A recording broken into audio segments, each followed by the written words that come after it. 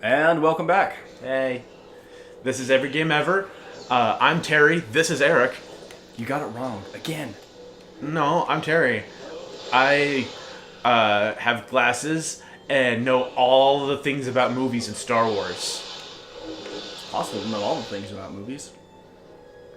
Not if you're me, Terry. Oh, lots of movies I haven't seen. I haven't seen The Godfather Part 3. You're not making this fun for me. I haven't seen Godfather Part 2. Part 2. I did see the first Godfather though. Yeah. It was a long movie. This is a good movie, though. Yes. Yeah. It has boobs in it. Just a heads up. Yeah. I've seen the movie. Well, I was talking to the camera there. Oh, okay. No, it's so we watched. Terry had me watch Die Hard right before Christmas because I've never actually seen Die Hard before, and it just made me love 80s action movies. It reminded me why I love 80s action movies so much because just random boobs sometimes, you know. Nothing. There's no reason for there to be boobs. There's just a naked woman running, screaming, kind of shit, and it's like. Boobs in action movies in the 80s was like the cinematic equivalent of finding like $5 in your $5 in your pants. You know, it's like, oh, well that's nice. It's a fun little treat. I'm gonna get lunch today. You know. I didn't need boobs in my movie, but sure, why not? Yeah.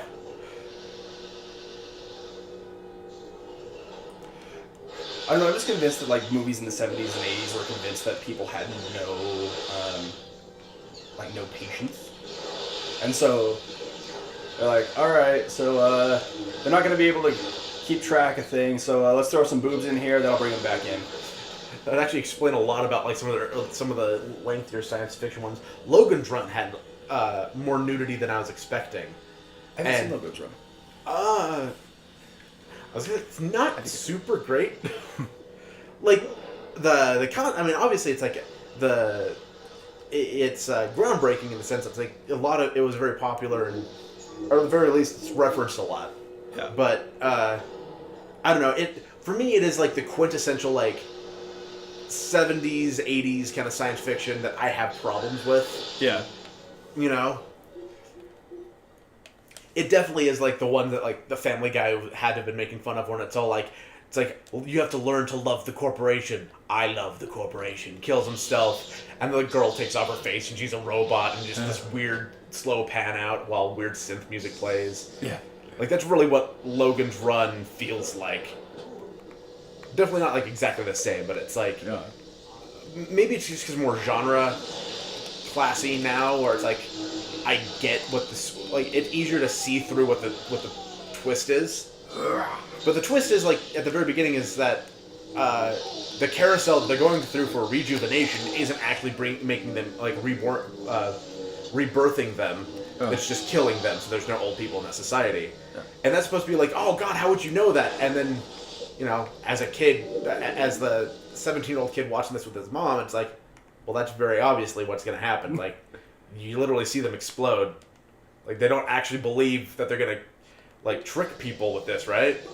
Oh. Throwing out some radiation here.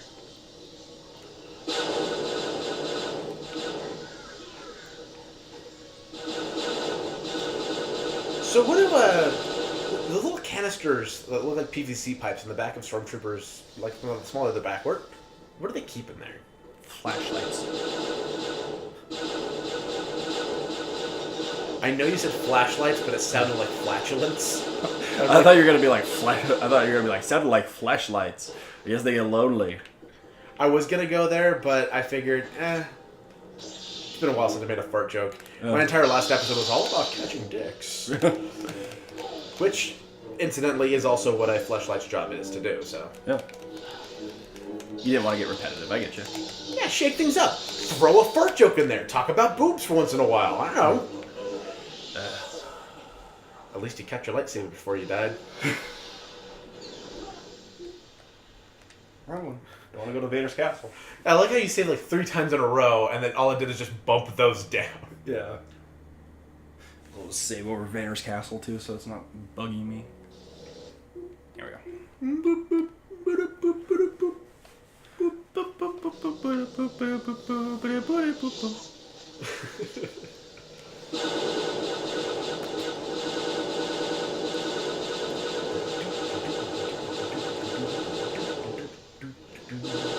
Everybody dead yet? You're not dead yet. You're not dead yet. You're not dead yet. Shoot me again. I ain't dead yet. Not fair. As far as you know, I'm not a Jedi. He is just leaping around like... I know. I guess it's like supposed Kermit to be the like Frog when he's fighting Tim Curry at the end of Muppet Treasure Island. Not bad for an amphibian.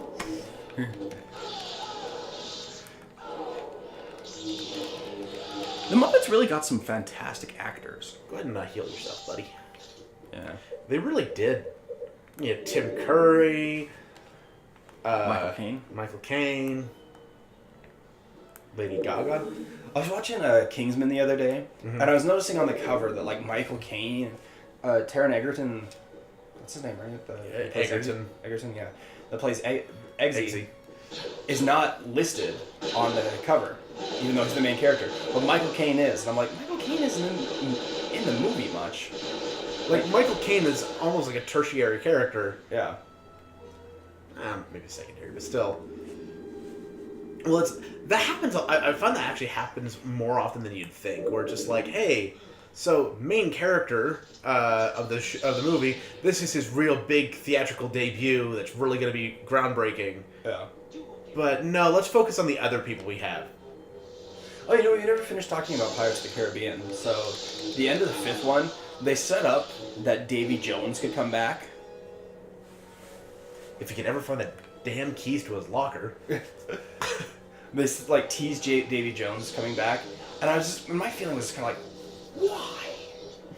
It's not like he was that popular to begin with. Like the current Davy Jones, or the Davy Jones that died at the end of the third one? That died at the end of the third one. Okay, yeah. Because Will was still Will. His name wasn't Davy Jones. Yeah, but So the book.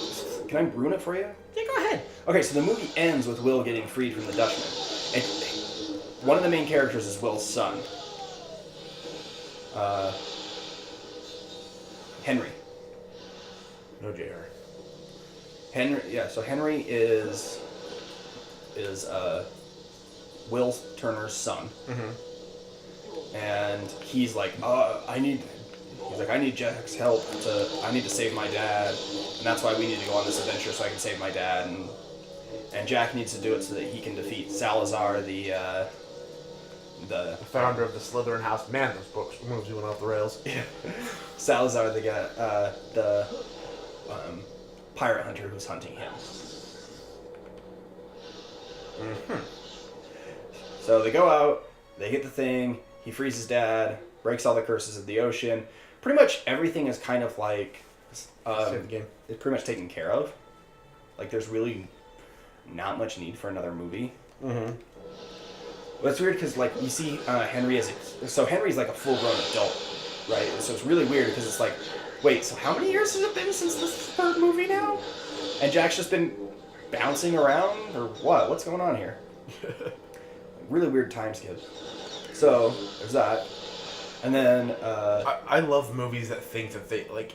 I love this is changing the subject a little bit. I love movies that like are just garbage, but like whoever wrote them is like, here's the sequel hook. Yeah. Like the fucking Last Airbender. Yeah, I really don't think there'll be another Pirates of the Caribbean movie. Unless, I don't think this one made very much, unless I'm wrong. It probably made, $500,000 or something, but for a Pirates of the Caribbean movie, that's not that much. Like my friend, like Zach on Facebook was like, yeah, hatred has never solved anything. I'm like, it stopped more Last Airbender movies being made. Yeah. It's like, touche. I saw a thing, and this was only a couple of years ago, where M. Night Shyamalan was like, yeah, we could still... Okay, maybe it was more than a couple of years ago. It was a few years ago. And he was like, oh, yeah, maybe we could still do a sequel. Why? You didn't even get the characters' names right! Ong. Yeah. Yes, Soka? Yeah. God, and the movie was just, like, so much of it was just an exposition dump. Well, it's because instead of doing like, I was excited about a Last Airbender movie because I'm like, the world is so rich. There's so many stories that can be told there, and then he did the lazy ass like making a kids a TV movie for kids where it's like, let's just rehash the entire show, but condense it into 2-hour movie. It's like, cool. A plot that's taken 26 episodes, so roughly about 13 hours. A little bit, like closer to 8. I don't know. 20 minutes each. Yeah. It took 8 hours. Yeah, that'll condense easily into 2-hour story. Yeah. Spoiler alert, it didn't. It really didn't. And by the end of that movie, I was so done. I was like falling asleep at the end of that movie, and I have no interest in watching the 5 minutes I missed. I was on the edge of my seat because I was excited about. So at the end of the first season, Aang becomes like the water monster, right? Yeah. I was excited for that. Possessed by the water spirit. Yeah. Yeah. Well, no, he goes Avatar state, but then like. Yeah. And it becomes the water monster. Yeah, and I was like, that was what I was holding on for. I'm like, I can deal with all of this shit that's happening in the movie right now because he's gonna become like, it's gonna be kind of like Godzilla, but with Aang and a waterfish. Yeah. So I was super excited. So imagine how disappointed I was. The only reason I was still watching the movie was for that scene, and then to find out that they replaced it with him basically creating a giant wall of water and then gently putting it back down. Yeah. And everyone's like, creating a shitty tidal wave. It didn't even come off as a tidal wave. I know that's what they say. Like, that's what they were implying. It was like, oh, you made a tidal wave and it washed them away. But it really just, like, looked like you made a wall of water and then it went back down and all the ships turned around and left. They're like, oh, fuck this guy. You can make wall waters. This is the most dangerous man on the planet. And just... At least Toph didn't get dragged into that. Poor Toph. And the casting just wasn't. Some of it was okay. Dev Patel as Zuko was okay. Yeah. His scar was shit. Oh yeah, his scar was absolute garbage. Yeah. I thought Iroh was okay. Yeah, Iroh was. I liked Iroh. I liked the actor they had to get Iroh. They've hired to play Iroh. That was okay. A couple of the actors that were like tertiary characters. Yeah. Like what was that general that you know, that General Zhao? Yeah, Zhao. The actor that they cast for that was pretty good. Yeah. The kids, I didn't really like any of them. No. Well, I can't remember. Trying to be nice, but I really don't think I liked any of them. Well, I didn't like they cast like M. Night Shyamalan cast Aang because because like the kid like basically just sent in his own demo reel of him trying to do kung fu, and he's like, this kid really loves this show. He's gonna make it. He's his love's gonna show through for the character, and no one bothered to ask if the kid could actually act. Yeah. And so we get like this kid who's like the biggest important thing about like the Last Airbender is that he, especially at the very beginning, he's like, this is the boy who's supposed to save the world. And he's like, look at these cool little tricks I can do. Haha, isn't this fun? And he's acting like a 10-year-old kid. Yeah. You know? Instead we get stone-faced McWhitey over here being like, Katara, I have to sacrifice myself. They won't go away if I don't go with them. You know? The kid was Indian, wasn't he? Was he white? He was white. Was the actor's name? I don't know. The kid was Indian. So this is just eerily reminiscent of they just kind of put him in brown face, I guess. No, he's still white. He's still white. No, you're thinking the girl looked like Katara was white, but they they fake baked her to make her look. Yeah, which I was really surprised to see her in Transformers 4. Which again, why did you make me watch that? Because if I suffer, you suffer. God, it was such a bad. And now there's a part of it. One. I know, and it's. I think that might be it though. Like I know there's Bumblebee coming out. Bumblebee tuna. Yeah, but I'm not sure there's going to be anything else besides that. Because it's honestly one of those things where I just don't think anybody cares anymore, and the movies have just gone downhill so bad. They still do great in China. This one didn't do as well as Age of Extinction did. Yeah. And they really needed that to save it. Which I'm so tired of, because, and this isn't the Chinese people's fault, this is the Chinese government's fault, that... it's a republic of the people of China. It's a people's republic, so it's their fault too, Terry. That's how government works. But it's like there has to be so much pandering in there for the government to sign off on it. It just really, I don't think it makes it very, I think it damages the shows a lot. Like, See, and like we talked about this when we were watching it, and it's like I disagree, if only because like it's not like the show had a lot going for it in the first place. Yeah. Oh yeah, definitely that the government scene did not ruin the movie by any means. The pandering was very obvious, though. Yeah, like it was irritating. Not. I mean, I wasn't absorbed in the movie as it was, and if I was going to say anything took me out of the movie, it was seeing the stuntman or whoever was during that explosion with Wahlberg. And it's like, there's a guy behind that wall with Mark Wahlberg. Oh, he's gone now. Okay. Or maybe it was the Irish kid who was like, I have a copy of the Romeo and Juliet clause. Laminated. It's like, do not trust someone who carries that laminated in the wallet, because, first of all, clearly, like, your daughter is clearly just another in a long line of conquests. Yeah. That he has a legal technicality to get out of. Yeah. Yeah, that bugged me. And then, like, okay, fine. If you want, you got to get the teenage boys in the seats. Put that kid in there. Which, I mean, he already puts TNA in the movie, so that's gonna get the teenage boys in there. Sorry, we all know that. Teens and Apples does that. Yeah, exactly. Teens and Apples, which is TNA stands for. Teens and Apples. Teens and Apples. Assassins and bodyguards. We think Vader ordered the Nobri to wipe out the Yallarans and guard the cloaking device. Now that the device is destroyed, no one can claim it. The remaining Nobri have been picked up and returned home. Dad was kind of a dick, wasn't he there, Luke? We haven't received any new reports about cult activity in the last few days. But I don't think they've decided to go into hiding. They must be close to completing their plan. Or they got distracted by cat videos on YouTube. Aww. Since Rosh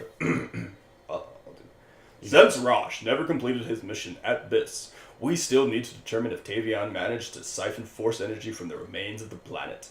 The Emperor spent a lot of time there, so it would be a huge source of power. If it has been taken, we'll have an idea of just how powerful Tavion is. I'm going with you on this one. Rosh disappeared near Biss, and it's too dangerous for anyone to go alone. Yeah, you're such a big help on all my missions. It's dangerous to go alone. Take this. I just thought it's like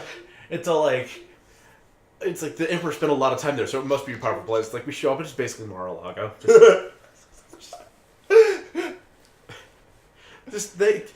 That logic. We called it the Winter Palace. Just thinking, like, that logic could be flawed there. Just because he spent a lot of time there doesn't mean it's a huge source of power. Maybe he just liked being there. Oh, so, once again, couldn't get into those seats. So, what was I watching? Oh, no, I looked at... So, we were talking the other day if Coruscant was still... The head of the government was still where the New Republic was. I looked it up. They moved it to another system. So the planets that blew up, Coruscant still exists in Star Wars. Okay, good. Yeah. It's not the home of the New Republic. It was different planets. Ready as I'll ever be. That they were, I'm glad that it's still there because I could always remember it because it sounded like croissant. My thing about it, The breakfast do I die? planet. That would be kind of interesting if I just fell into space. It's like it only stops matter. I am matter. You don't though. What? Force theft. Fuck you, Khan. Fuck you, Khan. Oh, do Denny. Denny? Yeah. Oh, you're not my fucking mother. Louder. You're not my fucking mother. So It doesn't matter. They're gone. He's gone now. He's in jail. Oh, we were laughing so hard at that scene when we Yeah. watched the room. What kind of drugs, Daddy? I owed him some money. What kind of money? It's not important. What kind of money? It's like paper money. Coins. Various forms of currency that I use to get things. He bought some drugs from. What kind of drugs? I just I don't know what it was brought up on, if it was like CinemaSins or who brought it up, but somebody was like, wait, what drug dealer is taking credit? No, he actually I think they actually bring up the disaster artist. It's all like It's like, as far as I know, drug dealers don't usually give product and then demand payment. Yeah. Oh, that was in the Possessor. There's a new one coming out called Yes, I Wrote the Room. Yes, I Directed the Room. It's by Sandy. Ooh! That'll be exciting. We'll talk Yeah. about it next time on Every Game Ever. Bye!